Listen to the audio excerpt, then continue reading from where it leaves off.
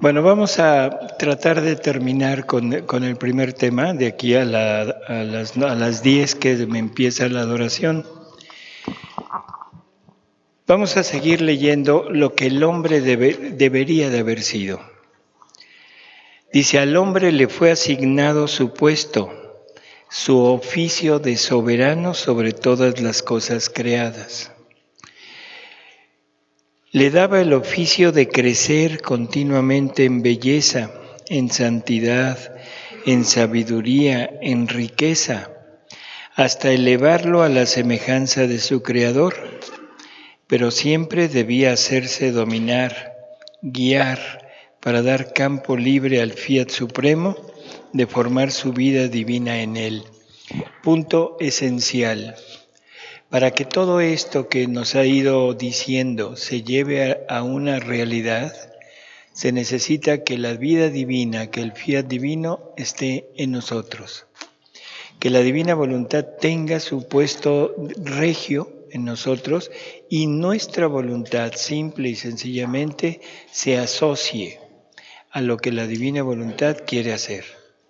Nuestra voluntad no debe desaparecer, sino que debe actuar junto con la voluntad divina para que sea ella la que le dé el movimiento a esta voluntad divina. Jesús le dice a Luisa que la voluntad humana mueve a la voluntad divina. Por lo tanto, no podemos pensar en que esta voluntad debe desaparecer, pero debe estar siempre sujeta a actuar junto con la divina voluntad, lo que la divina voluntad quiere hacer en el hombre. Y eso lo hace a través de nuestros actos. En nuestra vida normal, lo que nosotros hagamos, pero darle salida al acto de la divina voluntad en todo lo que hacemos. Esto era la finalidad, para que fuéramos creciendo siempre más en esta semejanza con Él y en esta vida divina que Él quería ir formando en nosotros. Dice,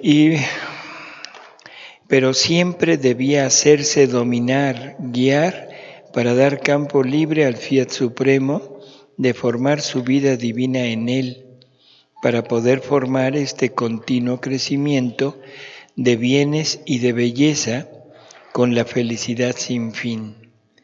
Porque sin mi voluntad dominante no puede haber ni crecimiento, ni belleza, ni felicidad, ni orden, ni armonía. Mi voluntad, siendo ella origen, dueña, principio de toda la obra de la creación, donde ella existe tiene virtud de conservar bella su obra, tal y como la sacó, pero donde no existe falta la comunicación de sus humores vitales para conservar la obra salida de nuestras manos. ¿Ves entonces qué gran mal fue para el hombre el sustraerse de nuestra voluntad? Perdió la vida divina, perdió la voluntad divina y perdió el crecimiento. Y en ese momento lo único que actúa en el hombre es la voluntad humana y empieza a haber crecimiento de vida humana, que eso es lo que tenemos en nuestro interior. Un crecimiento de vida humana, pero que es una vida que está condenada a la muerte. O sea, el día que comas del fruto de ese árbol, o sea, el día que hagas un acto sin la unión con mi voluntad, irremediablemente morirás. Por lo tanto, esto que llamamos vida que tenemos nosotros, no es más que muerte que andamos cargando. En el terreno espiritual se entiende. Pero sí el estar conscientes de que todo lo que estamos haciendo está destinado a la muerte. Y esto es muy sencillo. O nos morimos aquí, espiritualmente, o nos morimos allá, espiritualmente. El que se salve, que tenga vida humana, tendrá que ir a depositar su vida humana en un lugarcito muy agradable. ¿Sí? con calorcito, con muchos, no sé si haya cocos, o sea, pero se tiene que ir al purgatorio para quitarse todo lo que hemos hecho aquí. Así que o nos lo quitamos aquí o nos lo quitan allá, pero te lo tienen que quitar. Así que ¿para qué agregar más culpa, más leña para poder arder tranquilos en el purgatorio? Cada quien decide. El hombre, con sustraerse de nuestro querer, perdió su puesto, quedó sin nuestra casa, expuesto a los peligros. Todos lo pueden tocar para hacerle daño. Los mismos elementos son superiores a él, porque poseen una voluntad suprema, mientras que él posee una voluntad humana degradada que no sabe darle otra cosa que miserias, debilidades y pasiones. Y como ha perdido su principio, su puesto, se ha quedado sin orden, desarmonizado con todos y no goza paz ni siquiera en sí mismo. Creo que nadie puede decir que esto no es verdad, ¿verdad? Lo hemos vivido en nosotros, lo hemos sufrido en carne propia. O sea, no vivimos ni siquiera en paz. Siempre hay algo en nuestro interior que nos está motivando a estar en una búsqueda constante de satisfactores que cuando los obtenemos vemos que no es lo que deseábamos. Y siempre estamos condenados a una vida insaciable. No, el hombre es el eterno insatisfecho. Logra algo y en el momento que lo logra, ya está deseando más. En el momento que logra ese más, ya planeó obtener no sé cuántas cosas más. Y esto lo vemos en la vida real, lo vemos en los demás y lo vemos en nosotros mismos. Así que esto es el producto de la voluntad humana obrante en nosotros. Ahora, hija mía, con querer dar de nuevo mi eterna bondad este reino del Fiat Supremo, después de habérmelo rechazado tan ingratamente, ¿no te parece que sea el don más grande que yo pueda hacer a las generaciones humanas? Pero para darlo, debo formarlo y constituirlo. Eso es en Luisa. Formarlo y constituirlo es en Luisa. Dice, hacer conocer de mi voluntad lo que hasta ahora no se conoce. Y tales conocimientos sobre de ella que venzan a aquellos que los conocerán para que amen, aprecien y deseen venir a vivir en él. Ese es el punto. El conocimiento es lo que nos va a vencer a todos nosotros. El conocimiento es lo que me va a hacer desear esto. Y el conocimiento es lo que le da la oportunidad a la divina voluntad de poder extender su reino en nuestro interior. Los conocimientos serán las cadenas, pero ellos mismos, o sea, nosotros mismos, voluntariamente, no forzados, se harán atar. Los conocimientos serán las armas, las flechas conquistadoras que conquistarán los nuevos hijos del Fiat Supremo. Pero ¿sabes tú qué cosa poseen estos conocimientos? Poseen la cualidad de cambiar la naturaleza en virtud, en bien, en voluntad mía, de modo que los poseerán como propiedad suya. Cambiar la naturaleza en virtud, en bien, en voluntad de Dios. Cuando el alma empieza a vivir en este medio de la divina voluntad, en ese momento el conocimiento que vayamos teniendo va a ir transformando nuestro interior, va a ir transformando mis acciones y sobre todo, toda mi naturaleza se va a transformar en bien. Por lo tanto, la primera etapa o el primer paso es que todo en la criatura se volverá virtud. Pero eso no es todo, ese es el principio. Porque de la virtud tiene que pasar a convertirse en vida. Y las virtudes no son vida, son adornos del alma. Por lo tanto, las virtudes nunca podrán convertir al ser humano en vida divina. Simplemente serán como las medallas en la escuela: excelencia en matemáticas, excelencia en obediencia, excelencia en sufrimiento, excelencia pero no se convirtió en vida. El obediente, cuando obedece a un superior, está ejerciendo la obediencia. Pero cuando está durmiendo, la obediencia no se está llevando a cabo. ¿Se entiende? Por lo tanto, no es vida. Es algo que se ejercita en un momento determinado, y por eso Jesús dice que las virtudes son adorno del alma, no son vida. La divina voluntad en el interior de la criatura es acto divino, ya sea hablando, caminando, palpitando, respirando, durmiendo, roncando, como quieran. Es vida divina que está en continuo acto. Y la divina voluntad no tiene que practicar virtudes. La divina voluntad no es virtuosa. ¿Se entiende eso? La divina voluntad no es obediente.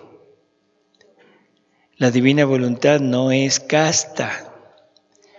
La divina voluntad no tiene ninguna virtud. La divina voluntad no es obediente, es la obediencia.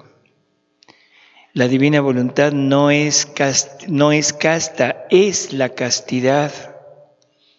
Y así de todo lo demás. Ese es el segundo paso que van a ser las verdades, los conocimientos sobre la divina voluntad, en la medida que yo siga instruyéndome, siga aprendiendo y sobre todo lo siga poniendo como naturaleza mía. En ese momento es cuando la vida divina empezará a crecer en mí. Pero esa vida divina es total y absolutamente celosa. Eso sí tiene. Es el único defecto que tiene la divina voluntad. Es terriblemente celosa. No permite ni siquiera un pensamiento que no sea de ella. No permite ninguna acción que no sea de ella. ¿Por qué? Porque si permitiera un leve parpadeo, que no estuviera hecho en ella, lo que estaría pasando es que se rompe la continuidad de la vida divina y en ese momento la criatura se salió de esa esfera. Por eso es que no tolera ninguna desviación. Esto es importante por todo lo que viene después. O sea, entender que ni siquiera un pensamiento. Al rato o mañana que entremos en lo que es el pecado original, veremos cómo Adán, que era el depositario de esta vida divina, el encargado de llevar a cabo el reino, la fundación del reino en él, ni siquiera cometió un pecado, ni siquiera se comió el fruto. Simplemente apartó su vista de Dios, vio el fruto y le gustó. Le gustó, le agradó al verlo, pero nunca se lo comió. El solo hecho de apartar su vista de Dios ocasionó todo lo que conocemos como la humanidad caída en donde estamos. Así que esto es importante entenderlo. La divina voluntad no permite nada que no sea de ella.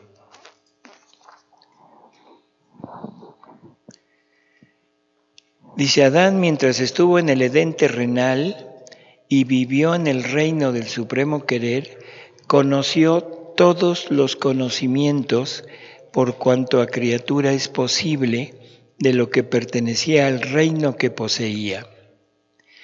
Pero en cuanto salió de él, su inteligencia se oscureció, perdió la luz de su reino y no encontraba las palabras adecuadas para manifestar los conocimientos que había adquirido sobre la suprema voluntad, porque faltaba en él el mismo querer divino que le proporcionara las palabras necesarias para manifestar a los demás lo que él había conocido. Esto también es lo que llamamos ciencia infusa, que es uno de los dones que Adán recibió en un momento dado. Ciencia infusa que el hombre puede llegar a recuperar viviendo en la divina voluntad. Es una de las promesas que el hombre podrá volver a esto siempre y cuando haga vida en la divina voluntad.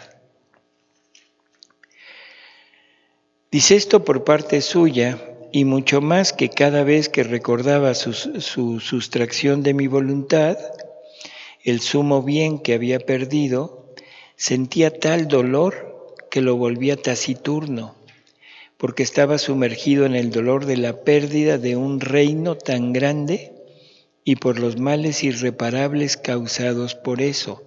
Ahí es cuando empieza a nacer esa división en el hombre, esa división psicológica que empieza a tener estratos, lo que hablábamos hace un momento, del subconsciente, del inconsciente, del yo. Todo eso es producto de aquí, de ese dolor, de esa incapacidad de conocer el mundo, de esa incapacidad de conocer a su Creador, de esa incapacidad de conocerse a sí mismo y sobre todo de la incapacidad de pelear contra un mundo que ahora le era hostil. Un mundo que le era hostil tanto en la creación como en sus semejantes, porque ahí empieza a haber toda esa concupiscencia que lleva a los hijos de Adán, los lleva a pecar en la segunda rama del amor. Adán peca contra la primera rama del amor, que es el amor a Dios. Pero Caín peca contra la segunda rama del amor, que es el amor al prójimo. Y ahí es donde empieza esta sociedad que tenemos, donde nosotros somos los peores depredadores del ser humano. Y siempre estamos tratando de superar a los demás, no importa cómo le hagamos, no importa lo que hagamos. El chiste es sobreponernos, el chiste es salir adelante. Y si piso a alguien, bien pisado. Ya no me interesa. Y toda la serie de males que tenemos allá afuera vienen exactamente de este punto, donde la concupiscencia lleva al hombre a actuar de esta manera, donde lo primero que nace en el hombre es el yo, y ese yo es la soberbia. O sea, porque el yo personal es la soberbia. El yo soy. El hombre ahora dice yo soy. Se apropia del nombre de Dios para decir yo. Dice, yo solo hago conocer un bien cuando lo quiero dar. O sea, esto es también interesante. Si tenemos estos conocimientos, esto es la seguridad absoluta de que Dios nos quiere dar nuevamente su voluntad y su reino. Dice, la importancia del reino del Fiat Supremo es grandísima y yo lo amo tanto que estoy haciendo más que una nueva creación y redención, porque en la creación apenas 6 veces fue pronunciado mi Fiat omnipotente para disponerla y sacarla toda ordenada. En la redención hablé, pero como no hablé del reino de mi voluntad, de mi querer, que contiene infinitos conocimientos y bienes inmensos, por lo tanto no tenía una gran cantidad de palabras que decir, porque todo lo que enseñé era de naturaleza limitada y con pocas palabras se hacía conocer. En cambio, para hacer conocer mi voluntad se necesita mucho, hija mía. Si vemos lo que tenemos de lo que Jesús predicó, pues es un telegrama, o sea, es mínimo, el Evangelio es mínimo. No nos deja más que las bases, lo fundamental para empezar a caminar hacia Dios. En la Divina Voluntad vemos que es muy extenso lo que Jesús escribe, pero es por esto, porque el salvarse, el conseguir el perdón y el llegar a tener acceso al cielo, eso es prácticamente el inicio nada más. Y Jesús le dice a Luisa, eso se lo dejé a mis apóstoles, o sea, a mis ministros, a mis sacerdotes, para que lo enseñaran. Ese es el trabajo de la iglesia, ese es el trabajo de los sacerdotes, comunicar el perdón que Jesús nos consiguió y darnos los primeros pasos para acercarnos a esta finalidad. Porque, repito, el salvarse no es finalidad. No es el plan de Dios. Cuando Dios crea al hombre, nunca, esa es una expresión mía, nunca se imaginó tener que venir a salvarlo. Cuando Dios crea al hombre, lo crea como rey, lo crea como su reino, lo crea como ese ser divino con el cual va a compartir su amor y va a poder tener una relación íntima de amor con él. Nunca se imaginó que el Adán fuera a salirse y fuera a pecar y fuera a venir a redimir. Ya sabemos que Dios lo sabe todo, ya sabemos que esto ya estaba en la mente de Dios, pero es una forma de decir, Dios no nos creó para salvarnos, porque si Dios nos crea para salvarnos, querría decir que Dios me creó imperfecto, y Dios no crea cosas imperfectas. Todo lo que Dios crea es perfecto, por lo tanto el hombre en su creación es perfecto, es hombre Dios. Hombre Dios. Palabras de Santo Tomás de Aquino. El Hijo de Dios se hizo hombre para ser Dios a los hombres. O sea, sencillo como eso. Quiere restituirnos a este punto. Así que por favor, vamos todavía aumentando un poquito más este conocimiento de lo que era Adán, para poder tener una idea de lo que yo debería de ser.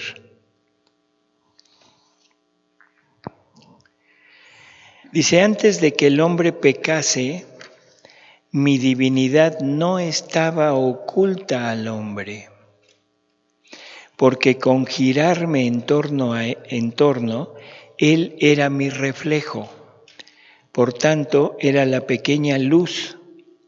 Era entonces como connatural que siendo yo el gran sol, la pequeña luz pudiera recibir los reflejos de la mía, y en cuanto pecó se detuvo de girar en torno a su entorno, Su pequeña luz se oscureció, se volvió ciego y perdió la luz para poder ver en carne mortal mi divinidad.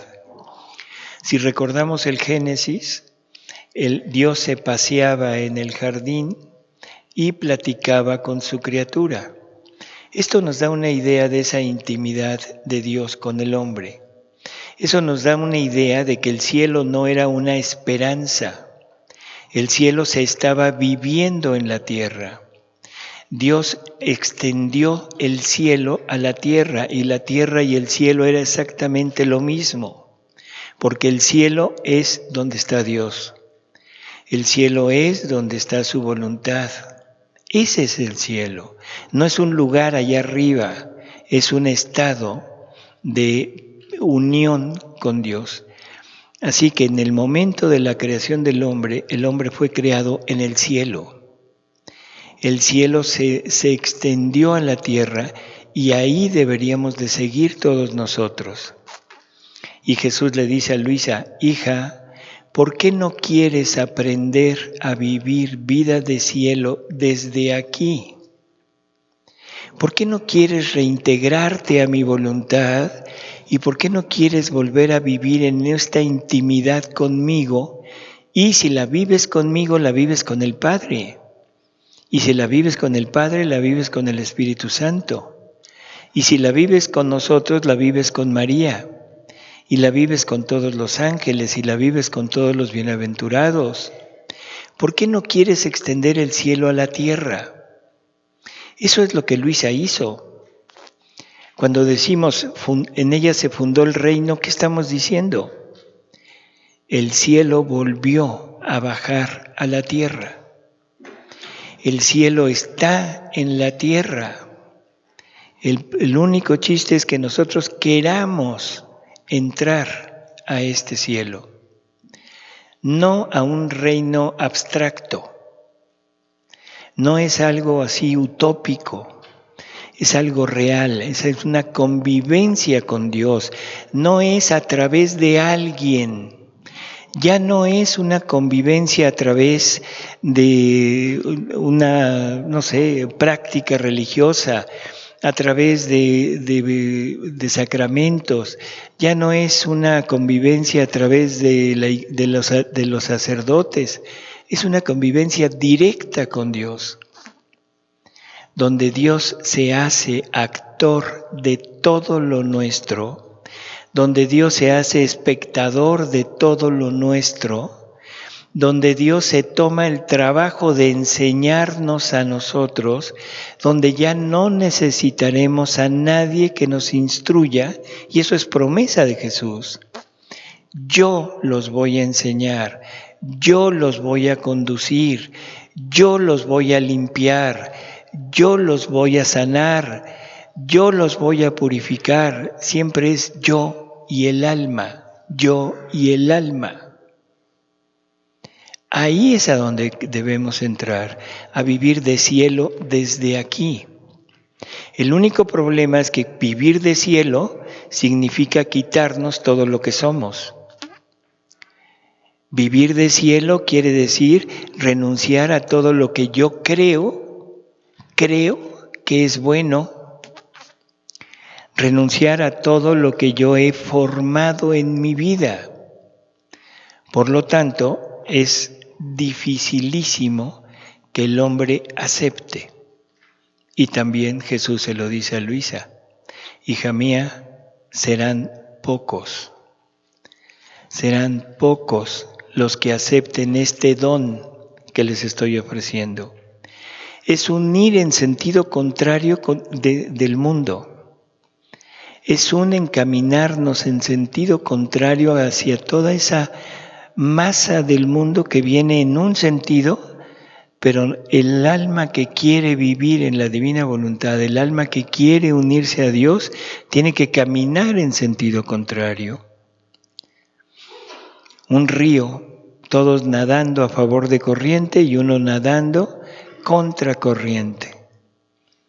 ¿Se han fijado en los esfuerzos que hacen los salmones para regresar a su lugar de origen? Ese es exactamente el ejemplo exacto del alma que quiere llegar a vivir en la divina voluntad.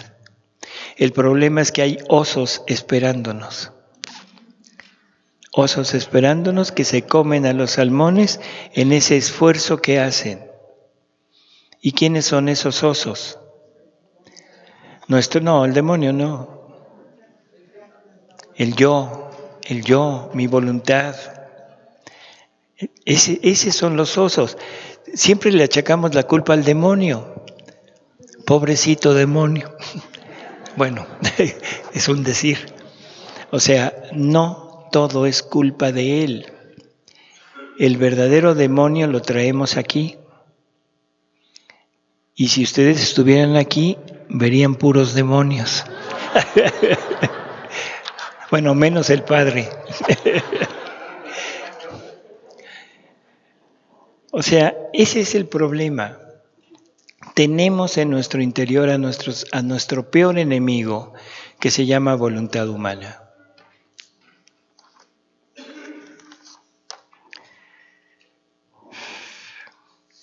Ahora, todo esto que hemos oído, el único modo de poder lograrlo es tener a la divina voluntad en nosotros. Le dice Jesús a Luisa, ¿cómo se puede explicar aquellas palabras dichas por mí al crear al hombre? Hagamos al hombre a nuestra imagen y semejanza. Pero, ¿cómo la criatura tan inhábil podía semejarme y ser mi imagen? Solo en mi voluntad podía llegar a esto, porque haciendo la suya, viene a obrar a lo divino, y con la repetición de estos actos divinos, viene a asemejarse a mí, a volverse mi perfecta imagen. Sucede como al niño que con repetir los actos que ve en el maestro, se asemeja al maestro. Así que la única cosa que hace asemejarse a la criatura a mí es mi voluntad.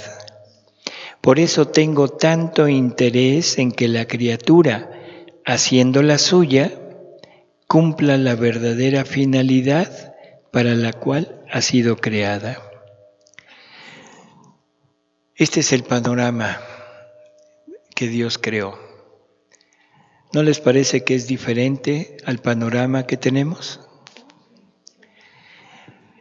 Entonces, estamos en un momento en el que queremos entrar de nuevo, asociarnos a esto. Bueno, vamos a seguir meditando un poquito sobre qué deberíamos de ser, qué ocasionó el que nos saliéramos, qué se necesita para volver a entrar. Y sobre todo vamos a recalcar mucho cuáles son nuestras salidas. Porque todos sabemos que cuando hacemos un acto fuera de la divina voluntad nos salimos. Eso lo sabemos todos. Pero ¿hemos reflexionado qué actos hacemos? ¿Hemos reflexionado en cuáles son nuestras caídas y nuestras salidas de la divina voluntad?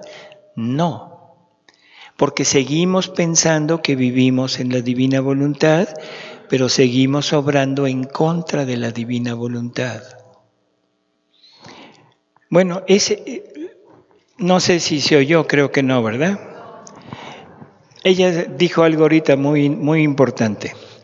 Ella está luchando por quitar su yo, ella le pide ayuda a la Virgen, a Jesús, para que le ayuden a esto, a quitar su yo. Eso la saca de la divina voluntad. Eso te saca de la divina voluntad. Porque es desde tu voluntad que lo estás haciendo. Y ese es el principal error que tenemos. Que queremos valernos de nuestra voluntad para lograr eso. Nunca lo vamos a lograr. Nunca. Nunca vamos a lograr llegar a vivir vida divina si lo intento desde mí. Porque siempre todas las cosas saldrán de mí. Yo soy el que quiere, yo soy el que hago. ¿Qué necesito hacer para lograrlo? ¿Qué necesito? ¿Qué necesito? Es mi voluntad queriendo hacerlo. Eso es salirse de la divina voluntad. Entonces, lo vamos a ver después, poco a poco. Pero qué bueno que salió ahorita para que se entienda que a veces hacemos acciones buenas porque queremos vivir, queremos renunciar a nuestro yo, pero desde nosotros, y no confiamos en Jesús, ni confiamos en las palabras de Jesús, y queremos recurrir a mis esfuerzos o queremos recurrir a lo que otros hagan para mí. Error. Vámonos a la adoración.